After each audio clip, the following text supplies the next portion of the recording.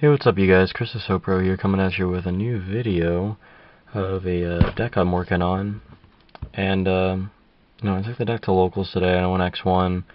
We didn't get to play out top 8 because the store was like, "Oh, we're closing here. It's just store credit for everybody." So yeah, so basically that. But especially with Primal Origins coming out, I really wanted to try this deck out, and I'm really liking it so far. So we're gonna get into it. I'm running Triple Harmony. If you haven't guessed, it's Sylvans. Being the main 8-star of the deck, Felgrand Opportunities, it's broken because it lets you, once per turn, you can excavate a card. If it's a plant, send to the grave. That's basically what all the Sylvans do, is they excavate. It's a plant, you send to the grave. But with this one, you get to draw a card, and it's your level 8, 2700. It's really cool. 3 Sylvan Sage Koya. It's really, really good. Because if a Sylvan card is sent to the graveyard, when a Sylvan card is sent to the graveyard, you can special summon this card from your hand. The only issue is that there's a lot of timing issues, like you can't drop it off of a Curry Bandit effect, you can't drop it off of Princess Sprout if you decide to put Princess Sprout back to the top. I'm going to all that later. It's basically the whole issue of missing timing. Double Lone Fire, of course, gets us a plant deck. Double Curry Bandit, because it excavates, it adds one to hand.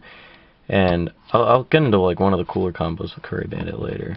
Double Peacekeeper, special summon a level 4 lower plant type monster.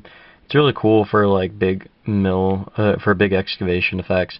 So you're like, oh, I'll set this to chain link 1 to target itself, and I'll set this that's gonna stack another card, blah blah blah, yada yada. Or the Hermitry, when he's excavated, you get to pick up the top 3 cards of your deck, look at them and put them back in any order. So you could like set up your excavations that way. So when this thing is like re-special summons itself off of its effect, you're just like, excavate, oh cool, I totally knew this was going to get excavated and I was going to get its effect. And it's also really cool for like, after you Lone Fire, you set yourself up to put this on top of the deck, excavate it with like Hermitry or something, and then bring back the Lone Fire and bring out another card. One of my choices that is kind of iffy that people have been talking to me about and not understanding why. I'm running Double the Mushroom. Basically, when he's flip face up, you get to call 1 through 5 and then excavate that many from the top of your deck, send all the plants to the grave, spells and traps go bottom of the deck, blah blah blah.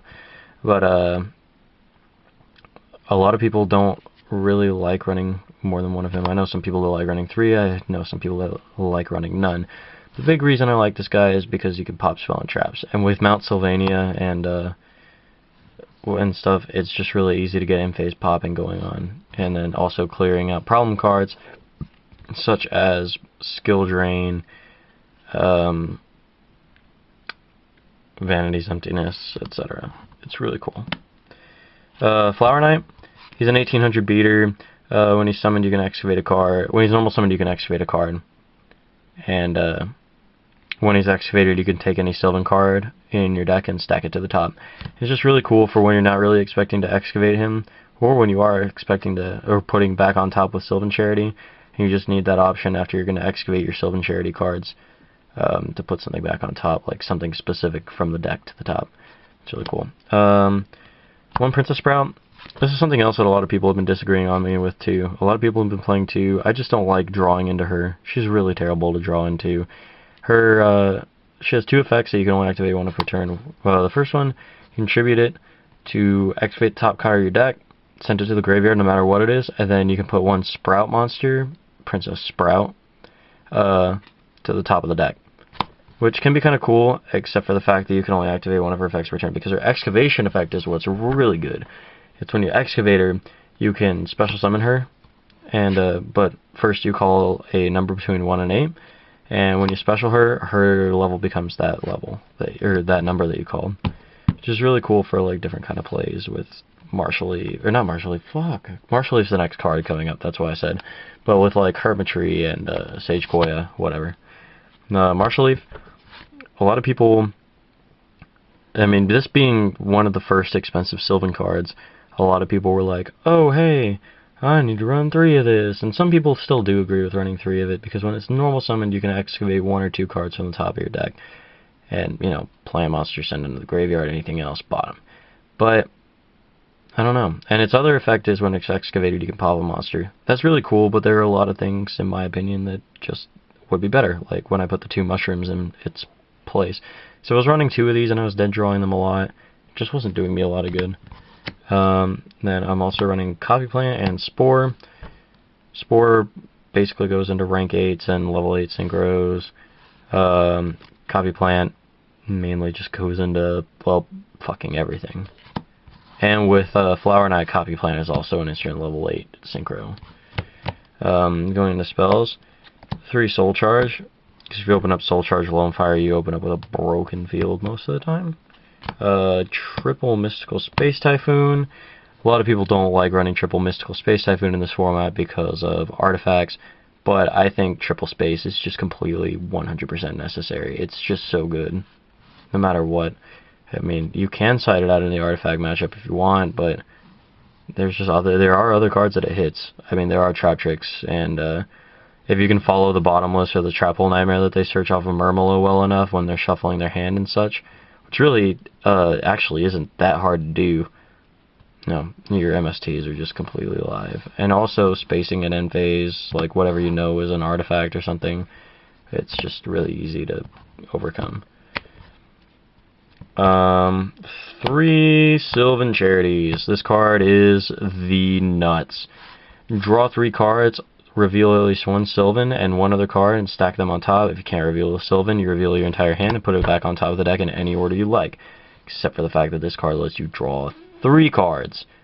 That's, wait, 40 divided by 3. I don't even want to do the math. It's just enough of your deck to the point where it's like, that's broken. And you can only activate 1 Sylvan Charity per turn, but this card is stupid good. It also lets you stack stuff back on top to excavate or draw into later. Which is why some people like running Rank Up Magic, the 7th one. I'm currently picking up the stuff to try out that build, because I actually am really extremely interested in trying it out. I'm running Double Mount Sylvania.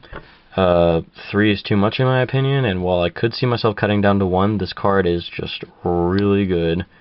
Its ability to put cards back, like its ability to take any Sylvan card from the deck and put it on top while getting rid of your dead Hermitries in hand, or your Spore or something like that that you just want in the grave, or anything in that case, for that matter, if you want to like Miracle Fertilizer or Soul Charge.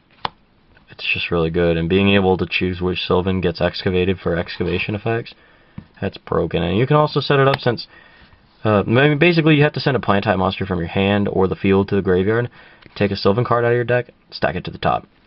Which, yeah. And its second effect is, during your opponent's end phase, you can excavate the top card of your deck if it's a plant sent to the graveyard. If anything else, you can put it at the top or the bottom. So whether or not you know that the card is a plant, you activate it.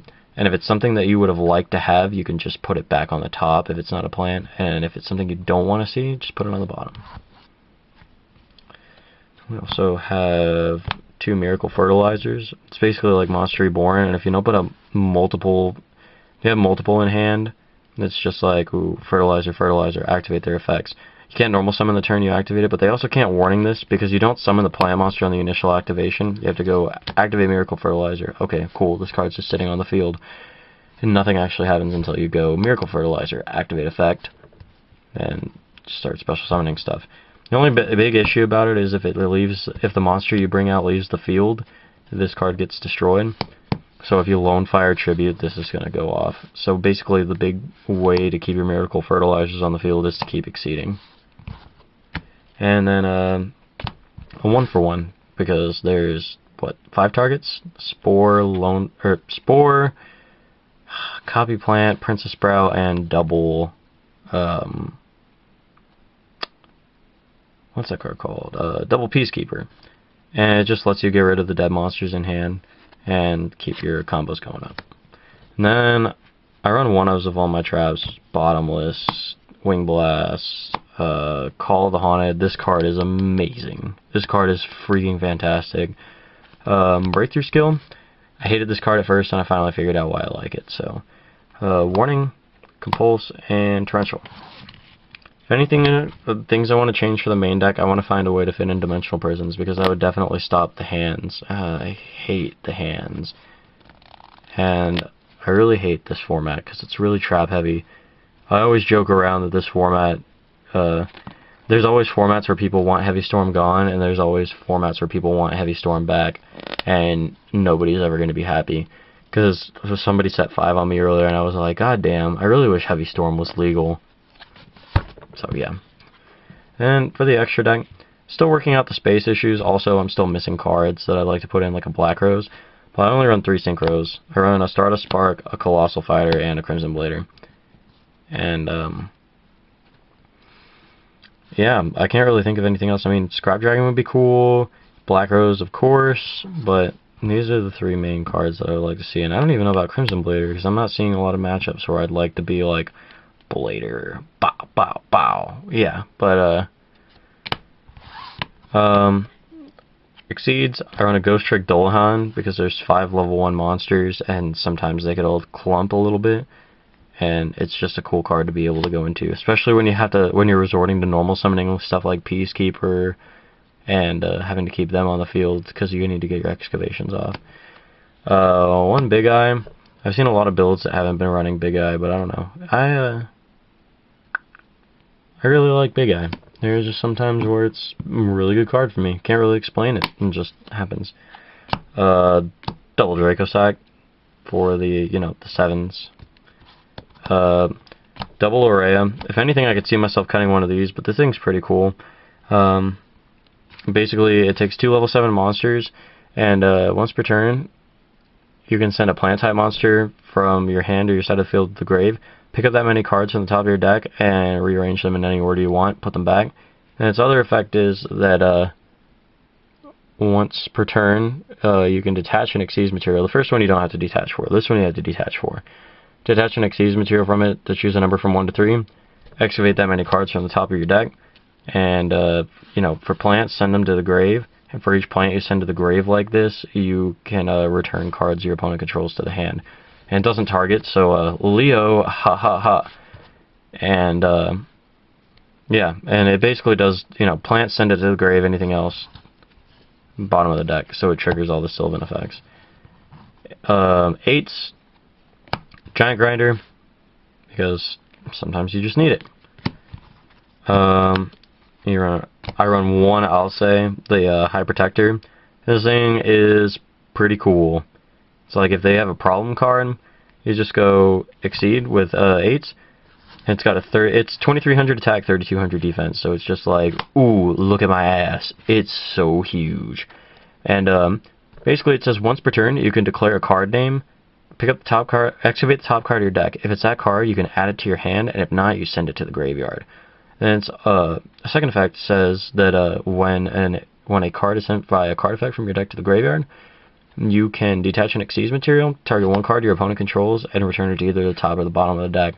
So this is the basic, big way I've been getting around the hands so far without, the big problem with this deck is since it relies so heavily on the graveyard, you can't run floodgates.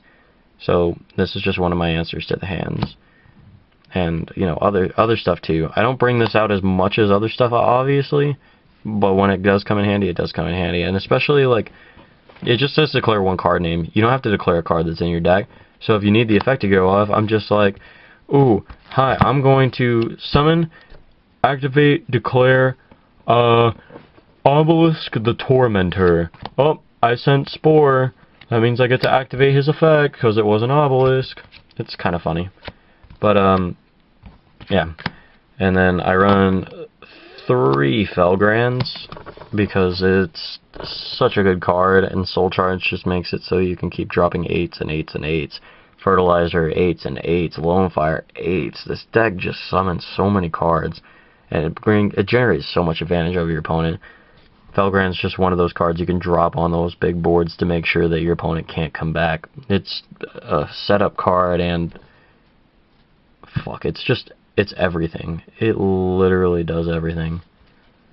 And then a Heliopolis, just as the 8-star version of the Aurea, a non-targeting answer to a lot of cards. And that's the deck. I'm not even going to go over side deck because I'm almost at 15 minutes with this video. But yeah, if you have any questions about the deck, rate, comment, subscribe. Any suggestions, comment. just, yeah. Peace.